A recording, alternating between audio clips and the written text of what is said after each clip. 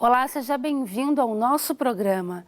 Com a palavra de hoje, conta uma história de luta e superação. Aos 25 anos, recém-casada e saindo da faculdade de biomedicina, ela descobriu um câncer de mama. Após o diagnóstico de metástase, decidiu escrever um livro motivando outras pessoas que também passam pelo mesmo problema. Vamos agora conhecer um pouco desta obra e deste relato. Com a palavra, Daiana Amaral. Como foi a sua infância e a relação com a família? A minha infância foi uma infância muito boa, muito gostosa. Eu brinquei de boneca até os 15 anos, né? Eu tenho um irmão só, ele é 4 anos mais velho que eu e a gente se dá super bem. E assim, com meus pais, os meus pais é o meu porto seguro, assim, né? Os meus pais, eu tive uma criação muito bacana, os meus pais são bem humildes e eles são meu porto seguro mesmo. Quais eram os seus sonhos de infância? Quando a gente é criança, na infância, você homenageia, assim, muitos sonhos, né? Você coloca... Então, eu gostava muito, queria muito ser atriz. Queria ser atriz, queria ser médica, queria ter filhos. Então, assim, a gente tem vastos sonhos, assim, né? Muitos sonhos quando você é criança. E eu tinha cada hora, cada período, cada fase da minha vida, eu queria ter um sonho, queria ser alguma coisa. Cada ano da minha infância, eu queria ter uma profissão. Como foi a sua vinda para São José dos Campos? Eu vim para São José em 2003, em abril de 2003. Meu pai já trabalhava aqui há 12 anos, né? E como nossa família toda de Minas, minha mãe ficava meio receosa de estar vindo, porque tinha meus avós e tudo mais. E aí o meu pai ia, tipo, às vezes final de semana, ou às vezes uma vez no mês, né, para nossa casa. E aí a gente se viu num período, né, que o meu irmão já estava mais adolescente, eu já estava entrando na adolescência, e minha mãe viu essa necessidade de a gente estar mais próximo do meu pai, né? Então nós viemos para cá em 2003. Eu falo que eu sou joseense agora, né? Sou super apaixonada por São José. Nossa, pela comparação da cidade que eu morava, né? Eu sou muito apaixonada, faço super propaganda de São José dos Campos. A cidade super me acolheu, principalmente, né, no período agora do que eu tô passando. E eu sou muito feliz morando aqui. Como estava a sua vida quando você recebeu o diagnóstico do câncer de mama? Então, meu marido é daqui de São José dos Campos mesmo, né? Nós estávamos namorando há 9 anos. A gente, no mesmo ano que eu me mudei para São José dos Campos, a gente se conheceu. E aí a gente começou a namorar e aí a gente ficou 9 anos namorando. Então, a gente falou assim, vamos terminar a faculdade, né? Pra gente casar. E aí eu sou biomédica, fiz biomedicina. E terminando a faculdade, no outro ano, a gente já fez todo o preparativo do casamento e nós nos casamos. E aí, desde então, um mês depois de casada, eu descobri um nódulo, né? Então, eu estava assim, numa fase muito boa da minha vida até. Claro que o casamento dá um estresse muito grande com a preparação do evento e tudo mais. Mas, assim, eu estava numa fase boa, uma fase que eu estava empregada, estava trabalhando na minha área, né? Estava numa fase super legal, super bacana. E eu falei assim, nossa, agora, né, vamos construir mais sonhos, vamos ter filhos e tudo mais. E aí foi onde que eu descobri o diagnóstico. Como foi a descoberta do câncer de mama? Primeiramente, assim, por incrível que pareça, como eu sou da área da saúde, eu sempre fiz o autoexame. Sempre fiz o autoexame. E aí, um belo dia, né, eu fiz e aconteceu de eu achar um nódulo, né, no autoexame mesmo em casa, porque eu tinha apenas 25 anos. E eu fiquei assim, eu pensei, no primeiro momento eu pensei, não, porque as propagandas geralmente é tudo mulheres acima de 40 anos para fazer mamografia.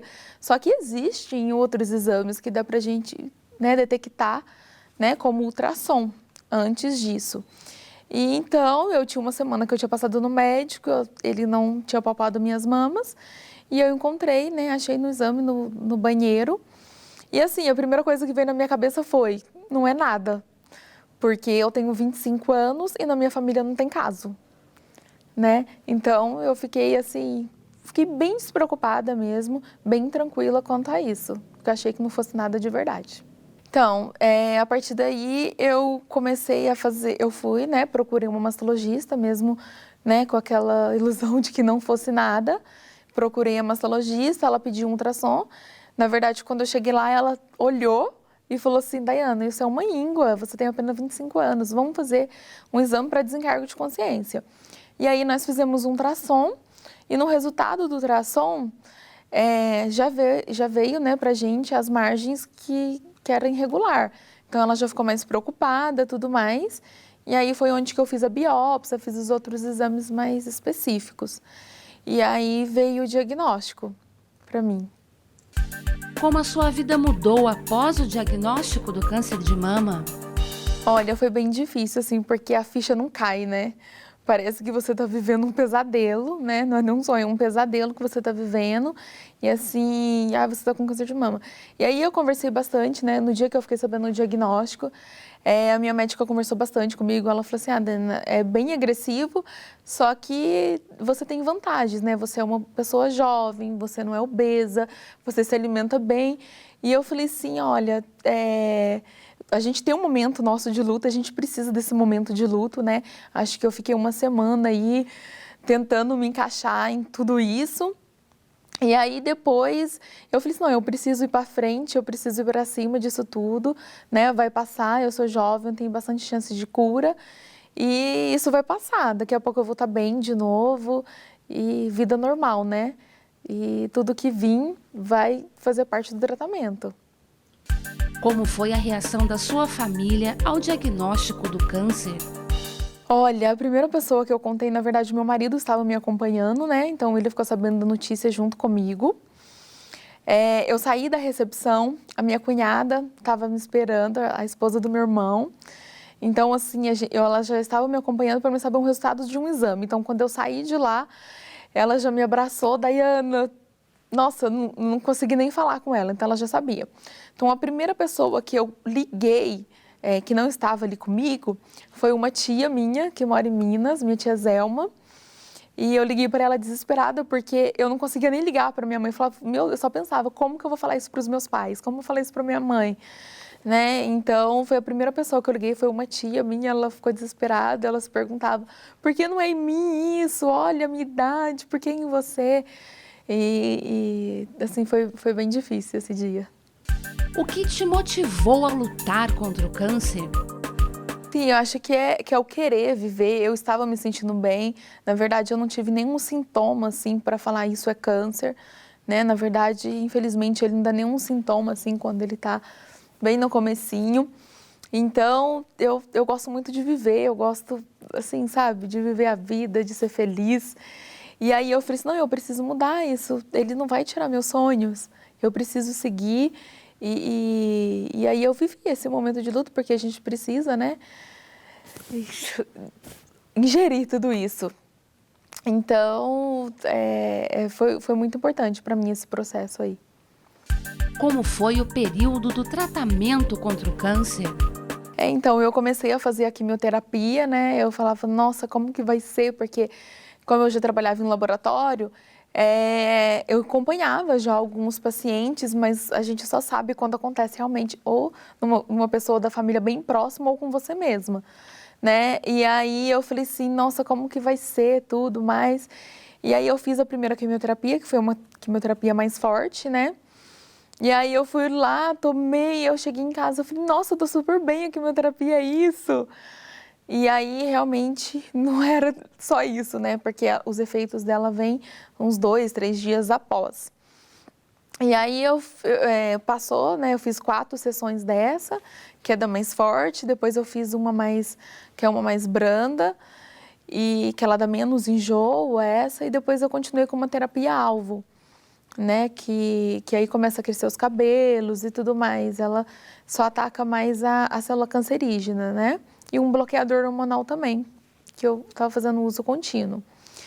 Então, assim, as primeiras, né, foram mais difíceis para mim e depois foi tranquilizando o tratamento. E, assim, a coisa que eu mais incluí na minha vida foi falar não, aprender a falar não.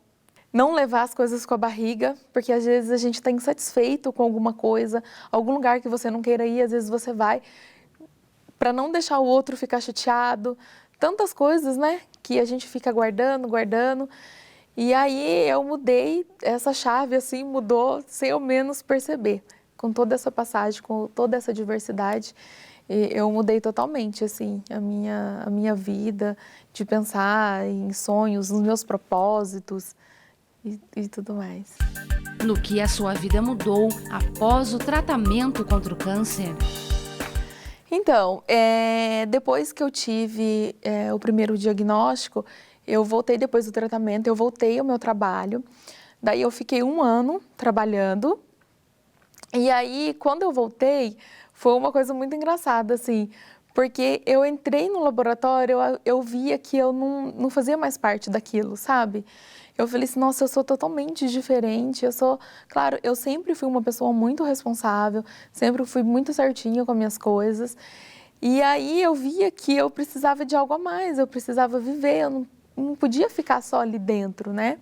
Eu era responsável técnica, né, de uma unidade, então eu passava o meu dia inteiro ali, né, e trabalhava os finais de semana também. Eu falei, não, eu preciso, porque depois de um diagnóstico, você vê que de um dia para o outro sua vida muda. Eu recebi uma sentença de morte, né? E eu falei assim, não, eu preciso viver, porque amanhã pode não acontecer mais, né? Então, assim, e aí eu saí, depois de 1 ano, né? Eu saí do laboratório, e aí foi onde que eu tive a descoberta de uma metástase, né? Então, hoje eu não trabalho, né? Hoje eu não trabalho mais. E, assim, mudou bastante a minha rotina, né? Eu não trabalho mais, mas em casa a gente trabalha bastante, né? E faço bastante coisa, ocupo bastante o meu tempo com coisas que me faz feliz. Eu organizo o meu tempo. E assim, a minha alimentação também, na verdade, antes eu já comia certinho, eu sempre fui uma pessoa, como eu sou de Minas, né, a gente come jiló, come frango caipira, come verdura, come essas coisas. Então, mudou poucas coisas, o que mais mudou foi os enlatados, né, que eu tirei assim de vez da minha vida, refrigerante e como um pouco doce também. Então, e o que eu gosto mais de fazer, assim, de atividade física é dança. Nossa, eu adoro dançar. Adoro dançar. E, assim, por eu ter tido a metástase óssea, então tem algumas atividades que eu não posso estar fazendo, né? Mas eu adoro fazer dança. Nossa, isso deixa minha autoestima super elevada. Como foi receber o diagnóstico da metástase? Então, quando eu achava que estava terminando tudo, né, que eu estava super bem, que eu falei, nossa, agora eu vou me renovar de novo, vai começar tudo de novo, né, assim, uma vida nova.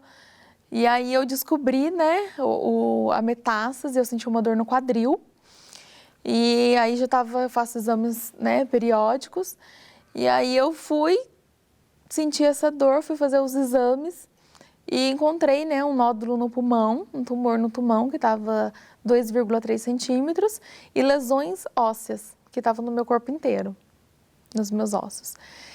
Nossa, foi assim como se eu tivesse andado no deserto com sede, à procura de um copo de água e saber certinho onde que estava. E quando eu chegasse nesse lugar, já não estava mais ali o copo, eu estava no caminho errado, na direção errada. E eu acreditava muito na cura.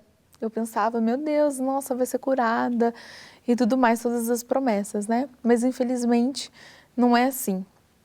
E aí eu também tive os momentos de luto, né?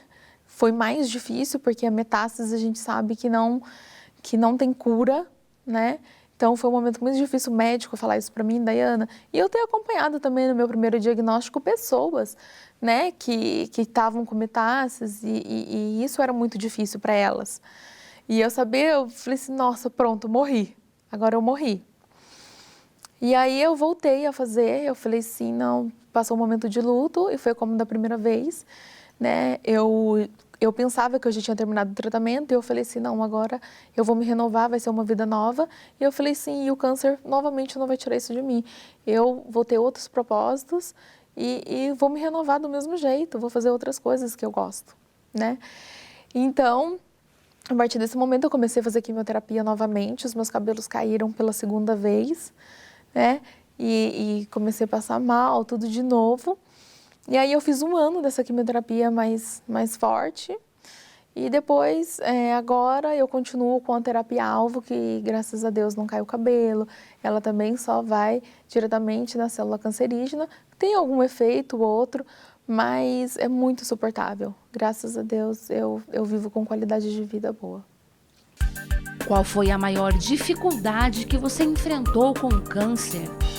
Olha, a maior dificuldade que eu enfrentei, primeiro, assim, no primeiro diagnóstico foi muito mais tranquilo para mim, mas receber a notícia da metástase, eu acho que isso foi o peso maior. O peso maior de não saber quanto tempo você vai ter para fazer medicação. Não tem um período, né? É para o resto da vida, até vir novos medicamentos e tudo mais. Então, isso foi bem pesado para mim, sabe? No momento. Agora não, mas no momento, assim, da descoberta, tudo foi bem pesado. E dos cabelos também. Acho que da segunda vez pesou muito para mim. Da primeira vez, eu sempre coloquei que fazia parte do tratamento e tudo mais. E depois fiquei tão na expectativa do meu cabelo crescer, de voltar, porque a gente perde um pouco da característica, né? Então, fiquei naquela expectativa de voltar, me olhar no espelho.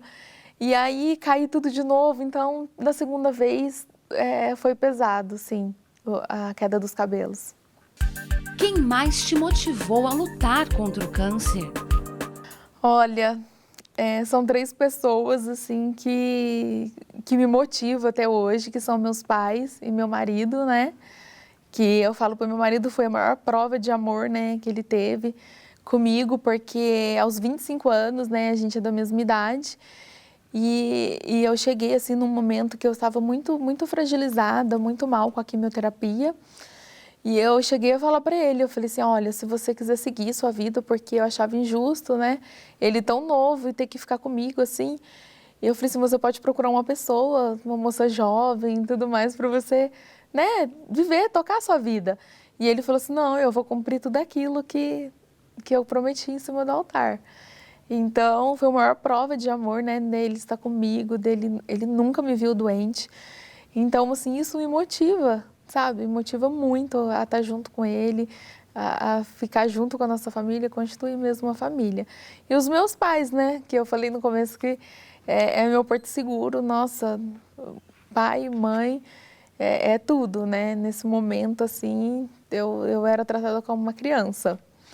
E também tenho 2 tias minhas, né, que elas deixaram tudo, a vida delas lá em Minas, e vieram cuidar de mim. No primeiro diagnóstico foi a minha tia, que é a irmã do meu pai, né, minha tia Helena, que ela largou tudo a vida dela lá e ela acompanhou cada quimioterapia, ela cuidou de mim, ela me deu banho, ela fez tudo por mim.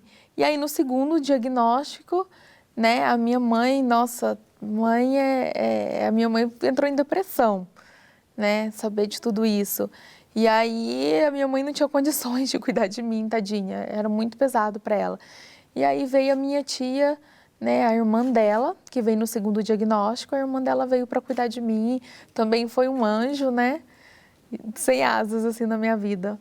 A gente encontra bastante pessoas, assim, que pode ajudar. Algumas pessoas vão embora, né, infelizmente, pessoas que você acha que está junto com você, e nessa diversidade muitas pessoas vão embora, mas graças a Deus vem muitos anjos sem asas.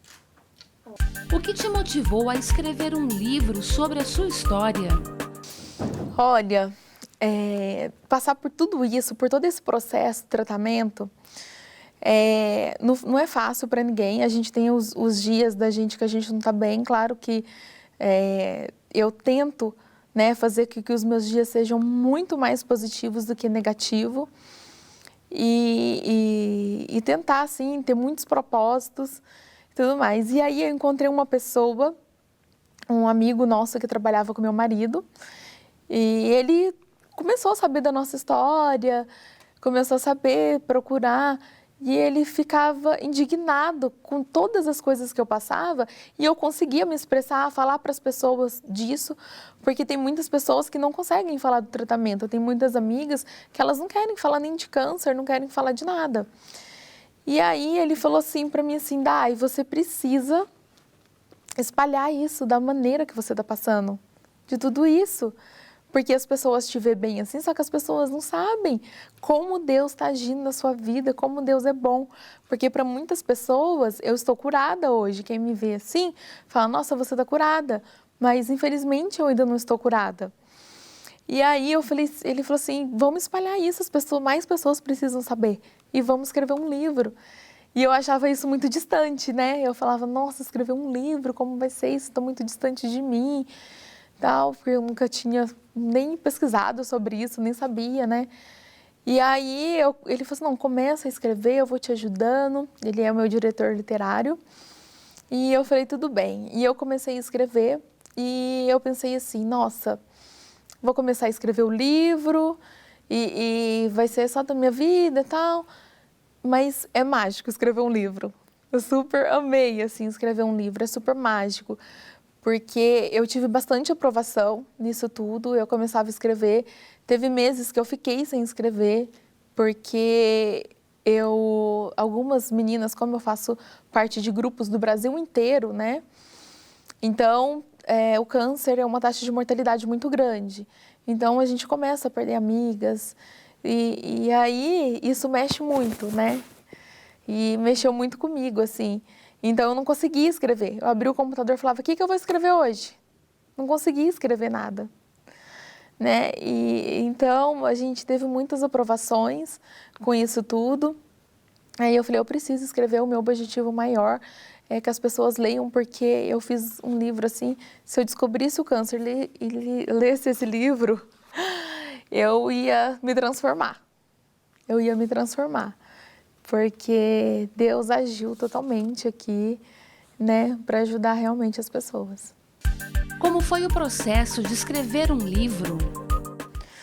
Olha, igual eu te falei, o livro, ele veio assim, de um sentimento, com muito amor, com muita humildade, escrevi esse livro para as pessoas que precisam, não só as pessoas que estão passando por um câncer, né, mas as pessoas, qualquer pessoa, qualquer tipo de pessoa, pessoas estão procurando, pessoas que estão com depressão, né, pessoas que querem dar um sentido na vida, quer renovar a vida, né, e ver aqui que mesmo eu passando por tudo isso, eu não deixei os meus sonhos de lado, eu não deixei de me renovar, de seguir os propósitos, né, que Deus tem para mim.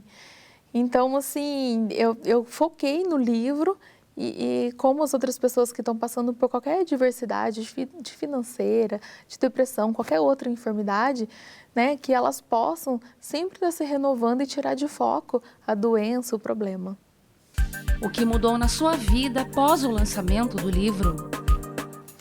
Olha, eu vou falar para você que desde sábado, depois do lançamento do livro, eu estou vivendo uma loucura, assim. Tá muito legal, as pessoas estão assim me mandando mensagem, sabe, de como elas estão gostando do livro, e isso tem me estimulado a querer fazer muito mais, né, para ajudar. Eu já tinha um sentimento assim de querer ajudar as pessoas, de falar, até por isso eu gosto de dar meu testemunho. Se eu estou na fila do banco, eu gosto de conversar com alguém, se a pessoa me reclama de alguma coisa, eu falo, nossa, mas é assim mesmo? E eu já gostava de ajudar as pessoas, mas agora, assim, com o livro, eu fui no lançamento, né? Teve o lançamento no sábado.